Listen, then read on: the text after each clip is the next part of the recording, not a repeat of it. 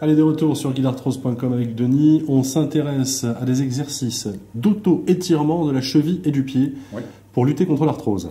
Tout à fait. Donc là, c'est important aussi de savoir que dans l'arthrose, on a besoin toujours d'avoir des muscles souples pour éviter qu'il y ait trop de, j'allais dire en position de repos, qu'ils soient trop tendus, trop contracturés, et donc qui viennent mettre de la pression sur l'articulation. Donc là, on a intérêt à étirer un maximum. On voit combien d'exercices là? On voit 7 exercices. D'accord. Tout simple, comme d'habitude. Tout simple, avec pas grand-chose, un mur, une table, une serviette. Et donc, on va commencer assis.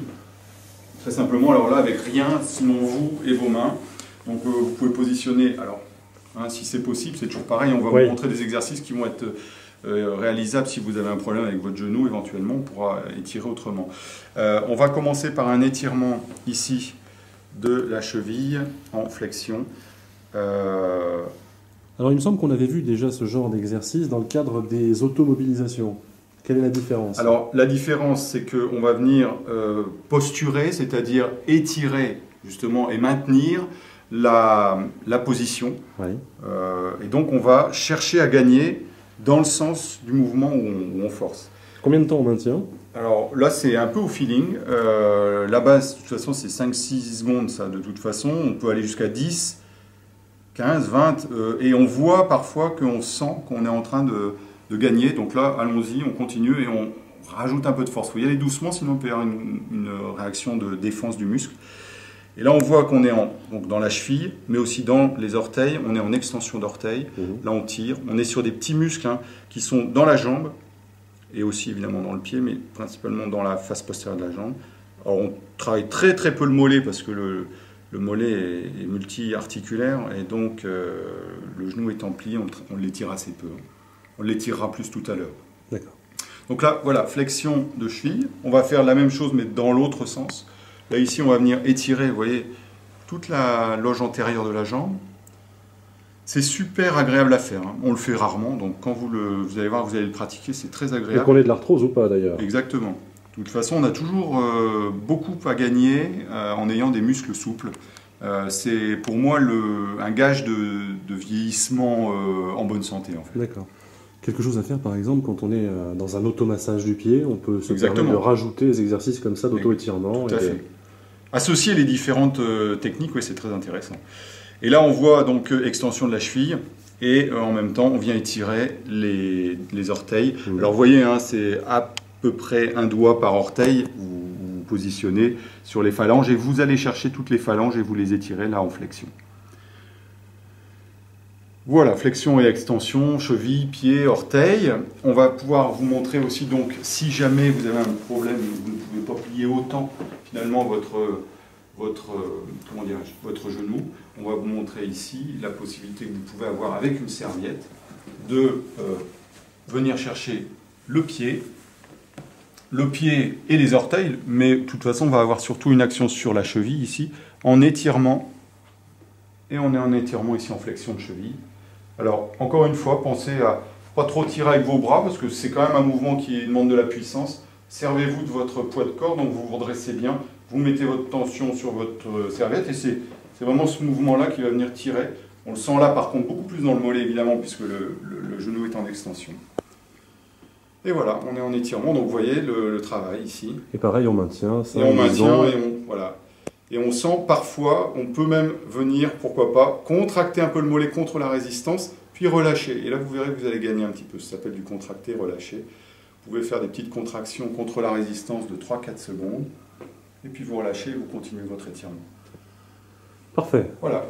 Ça, c'est pour ceci. Ensuite, on va travailler debout l'étirement du triceps spécifiquement. Là, si vous pouvez le faire soit contre un mur, soit contre simplement une table, c'est de vous positionner ici. Je vais prendre on va étirer le côté gauche pour moi. Et donc de positionner, vous voyez votre pied le plus loin possible en arrière. Vous voyez un petit peu, il y a une flexion de cheville ici qui va se faire. Et l'idée, c'est de descendre. Vous voyez le mouvement, en fait, on part de là, on descend. Donc on fléchit la cheville, le genou reste tendu.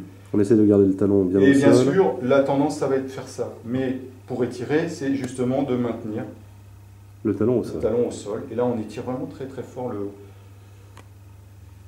comment dirais-je, le triceps en fait, hein, donc le muscle du mollet. Voilà.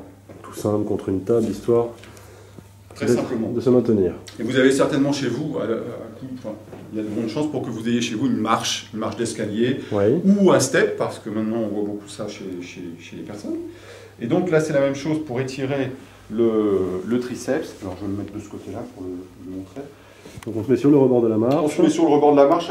Alors là vous trouvez un petit peu le côté confortable. Moi là je le fais voilà. Je me positionne pour pouvoir venir, en fait, porter mon poids sur la cheville, dans cet axe-là, en fait. Du coup, ça vient vraiment fortement étirer le mollet. Là, c'est pareil, on peut laisser, c'est très très bénéfique, ça fait vraiment énormément de bien. On peut le faire avec des chaussures aussi. On n'est pas obligé d'être pieds nus. Absolument. Voilà. Ok. Ok. Et toujours une notion d'équilibre aussi qui Oui, rentre en jeu là. Là, c'est un petit peu plus compliqué parce que voilà, c'est pas vraiment une vraie marche, mais la marche étant longitudinale, on va avoir plus de facilité. Ça vient bien se coincer sous le. Oui, là on n'avait pas de marche des métatarsiens. Dernier exercice, assis sur les talons, donc là où nous sommes. Hein. On positionne, non pas évidemment sur la pointe des pieds, mais comme ceci, hein, face dorsale. Et simplement la posture. Enfin, c'est un étirement, finalement rien qu'en venant ici, on va étirer toute la cheville ici en extension. Vous pouvez pourquoi pas y ajouter une composante, alors après tout dépend de votre, comment dirais-je, de votre souplesse, hein, mais de venir en plus, donc sur cette cheville ici, là on travaille la gauche, de venir ici faire un mouvement, vous voyez, d'extension encore plus, et de tirer vos orteils. Exercice bien plus compliqué quand on est atteint d'arthrose avancée. Mais même déjà, là, c'est pas si évident. C'est pas si simple. Ouais. Par contre, on sent vraiment un gros étirement au niveau de la loge antérieure de la jambe. C'est très bénéfique. Voilà. Et du pied aussi, de la face dorsale du pied, on sent vraiment les tendons qui travaillent. Parfait.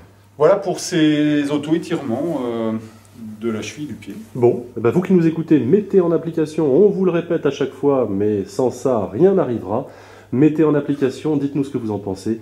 Et on se retrouve très vite pour une nouvelle vidéo sur guidarthrose.com. Merci.